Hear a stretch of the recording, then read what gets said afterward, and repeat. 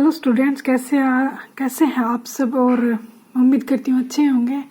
आज हम पढ़ेंगे निर्देशांक ज्यामिति। तो निर्देशांक ज्यामिति हम देखेंगे। ये देखिए कैसे इसको क्या किया जाता है। इसको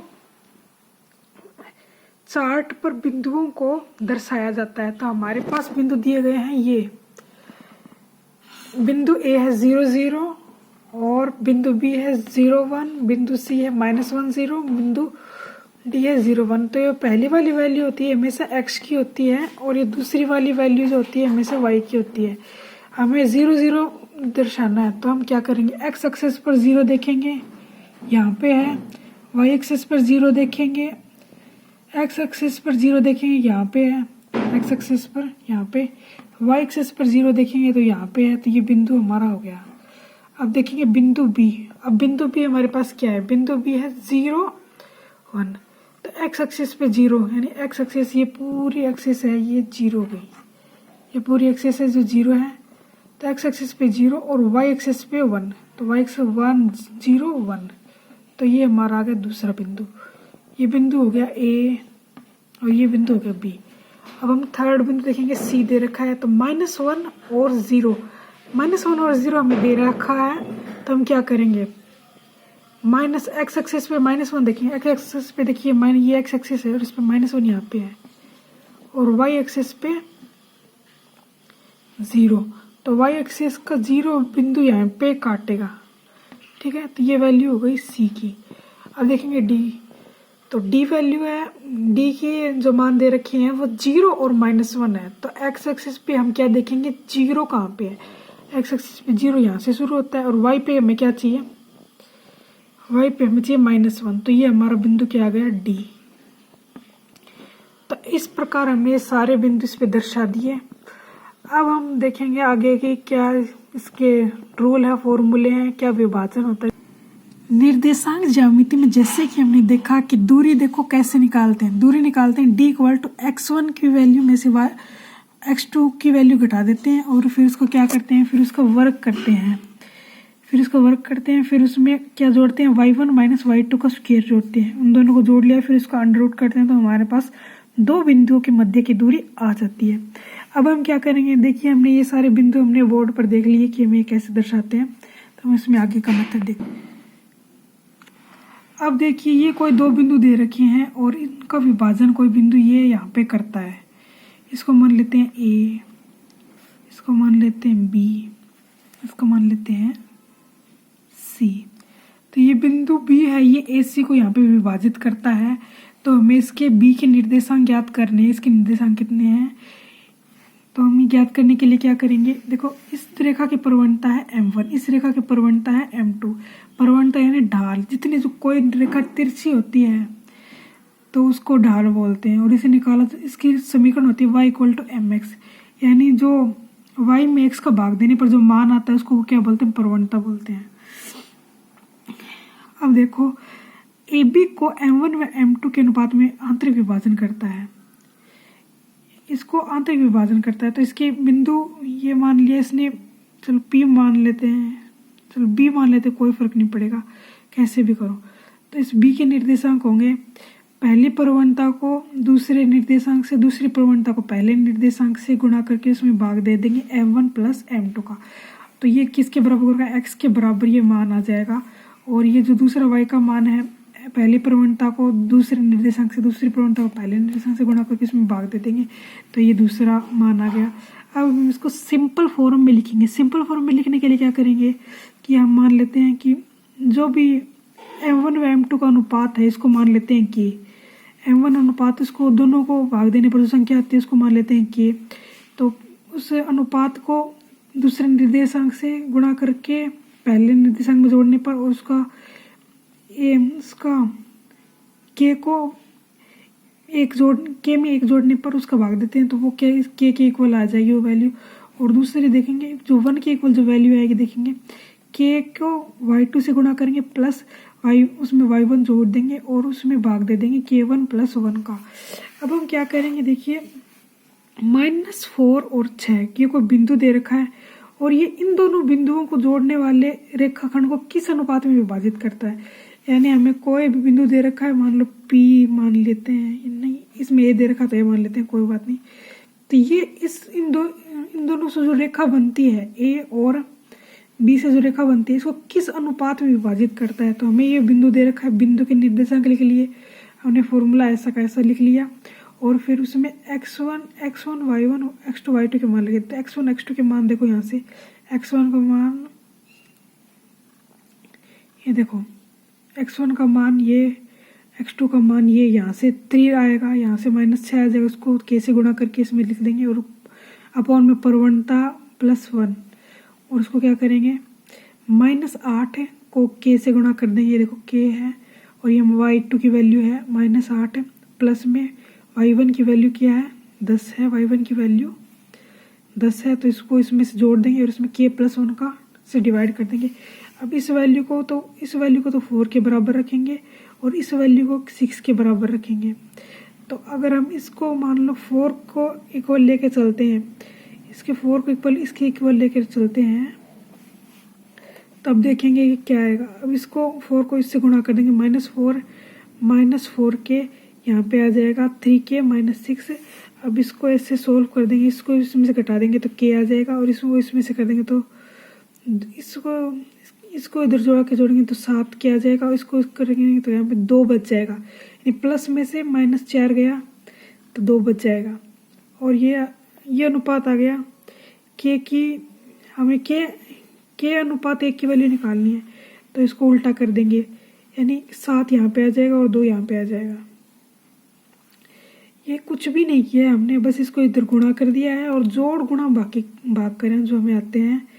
इसको उधर ले जाएंगे प्लस का हो जाएगा, इसको उधर ले जाएंगे ये भी प्लस का हो जाएगा, ये इधर जुड़ जाएगा तो 7 के हो जाएगा और इसको उधर जाएंगे तो 2 बच जाएगा। तो हमने बिल्कुल आसानी से सीख लिया कि ये कैसे हुआ।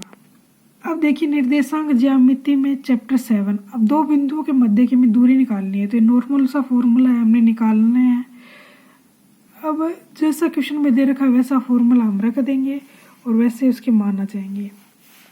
इस क्वेश्चन को हम डिटेल में देखेंगे, दूसरे क्वेश्चन को डिटेल में देखेंगे। अब देखो पॉइंट दे रखे 1 7 4 2 -1 -4 और 4, ये हमें एक वर्ग के शीर्ष दे रखे हैं। तो हमें सिद्ध करना है कि ये एक वर्ग के शीर्ष है। तो ए और बी के मध्य की दूरी, बी और सी के मध्य की दूरी और ए और डी और बी और सी, यानी सभी के मध्य की दूरी क्या हमारे पास क्या आनी चाहिए, बराबर आनी चाहिए। तो ये एक वर्ग सिद्ध हो जाएगा। और इनके जो विकीर्ण है, यानी देखो दूरी बराबर हुआ तो वो ऐसा भी हो सकता है कि भैया सर थोड़ा टेढ़ा हो, यानी जो पैरेललोग्राम होता है तो उसकी अगर चारों भुजाएं समांतर हो तो मान लेंगे कि चारों भुजाएं अगर उसके बराबर है तो वो एक पैरेललोग्राम भी हो सकता है। पर वर्ग होने के लिए शर्त है कि उसके डायगोनल भी आपस में बराबर हो, डायगोनल भी बराबर हो। तो अब हम क्या करेंगे, अब हम देखो ए और बी के मध्य की दूरी, ये पॉइंट ए पॉइंट बी। अब यहाँ पर x1 -x2 y1 -y2, उसका क्या कर देंगे, उसको घटा के उनको स्क्वायर करके उसका अंडर रूट कर देंगे। तो यहाँ पे आ जाएगा 3 का स्क्वायर हो जाएगा 9, 5 का स्क्वायर 25, इनको जोड़ेंगे तो अंडर रूट 34 आ जाएगा। इसी प्रकार यहाँ पे बी के जो पॉइंट रख लेंगे x1 -x2 y1 -y2 और यहाँ पे 5 का स्क्वायर और इसका स्क्वायर हो जाएगा 9 इक्वल टू अंडर रूट 34। अब हम देखेंगे सी डी। अब यहाँ पे देखो पॉइंट क्या देखो -1 और -4, तो माइनस माइनस प्लस हो गया, तो इसको माइनस यहाँ पे पहले से था और -4 यहाँ पे आ गया, तो 2 माइनस हो गया तो प्लस हो जाएगा। इस क्वेश्चन का हम अच्छे से विश्लेषण करेंगे। अब हम देखेंगे कि इस क्वेश्चन को कैसे सोल्व किया जाता है। अब देखिए ए बी के मध्य की दूरी आ गई अंडर रूट 34, बी सी के मध्य की दूरी आ गई अंडर रूट 34। अब देखो ये दोनों पॉइंट है सी और डी के, तो इन दोनों को अगर इसमें रखेंगे तो इसकी वैल्यू आ गई 34 और डी और ए की वैल्यू, अगर पॉइंटों को अगर हम इसकी वैल्यू रखेंगे, देखो 1 में से चल माइनस माइनस प्लस 5 हो गया, 5 का स्क्वायर करेंगे 25 आ जाएगा और इसमें से ये घटेगा तो क्या आ जाएगा 3 आ जाएगा और ये अंडर रूट 30।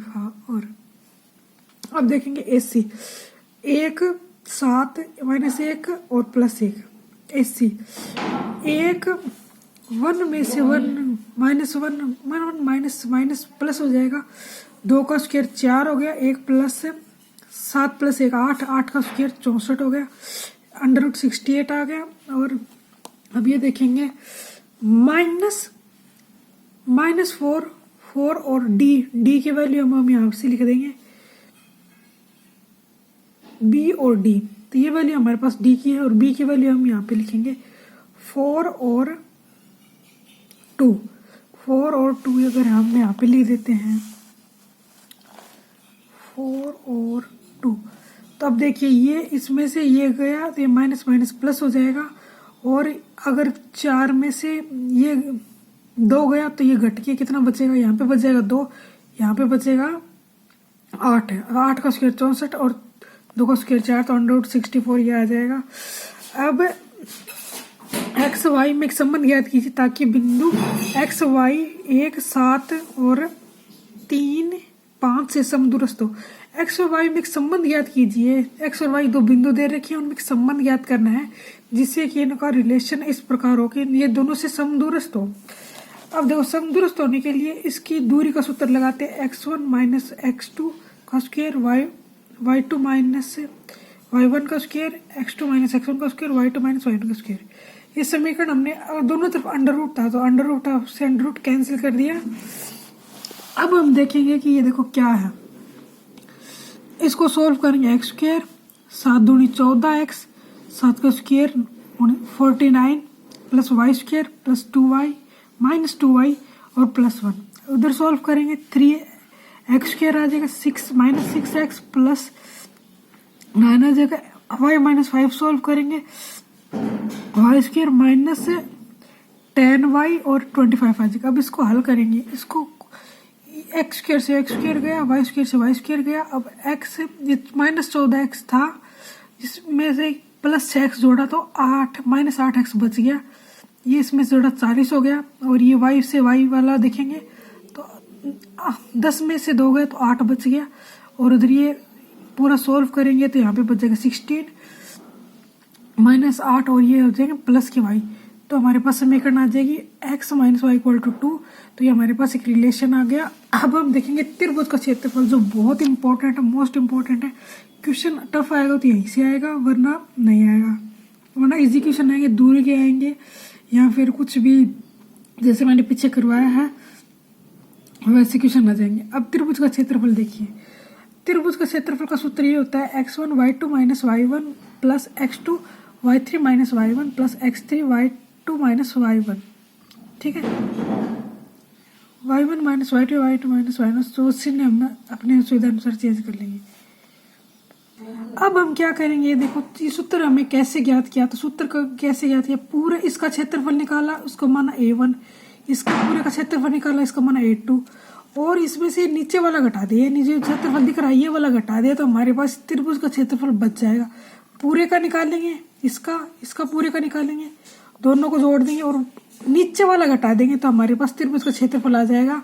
और समलंब चतुर्भुज की क्षेत्रफल निकालते हैं तो 1/2 समांतर भुजाओं का योग गुणा उनके मध्य की दूरी। तो सूत्र हम लगाएंगे, x2 x1 की वैल्यू हम रखेंगे, ए बी और बी क्यू ऐसे मान रखने पर हमें क्या प्राप्त होगा, हमें ये सूत्र प्राप्त हो जाएगा।